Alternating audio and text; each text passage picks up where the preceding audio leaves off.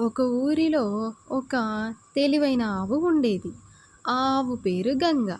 అయితే రోజు తన ఆహారాన్ని తన ఇంటి దగ్గరే తీసుకోవడంతో ఆహారం లేకపోవడం వలన అడవికి వెళ్ళసాగింది. అక్కడ ఆహారం మేస్తూ ఉండగా పులి తనని చూసింది. చూసిన తర్వాత ఈరోజు నాకు భలే ఆహారం దొరికిందే అని సంతోషపడింది. అయితే అక్కడికి వచ్చి ఆ ఆవుతో ఇలాగ నాకు ఆహారం అయిపోయావు ఈరోజు అని చెప్తుంది.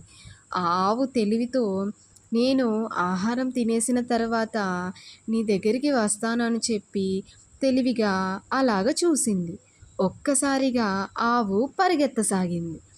పరిగెత్తి అక్కడ ఉన్న గ్రామస్తుల దగ్గరికి వెళ్ళి తను ఇలా చెప్పసాగింది. "ఏమైంది గంగా?" అంటూ వాళ్ళు అడిగారు. అడిగితే అప్పుడు గంగ ఇలాగ పులి నన్ను తన ఆహారం కోసం నన్ను పరిగెత్తించింది, ఇలాగ వెంబడించింది అని చెప్తుంది. వాళ్ళందరూ కలిసి ఆ పులిని భయపెడుతూ వాళ్ళ శబ్దాలతో దాన్ని గట్టిగా అరవడం మొదలుపెట్టారు. దీంతో పులి భయపడి పారిపోయింది. ఇలాగ జరిగిందనమాట. సో, ఆవు చాలా తెలివిగా ప్రవర్తించింది. అలా ప్రవర్తించడం వల్ల తన ప్రాణాలను తను దక్కించుకుంది.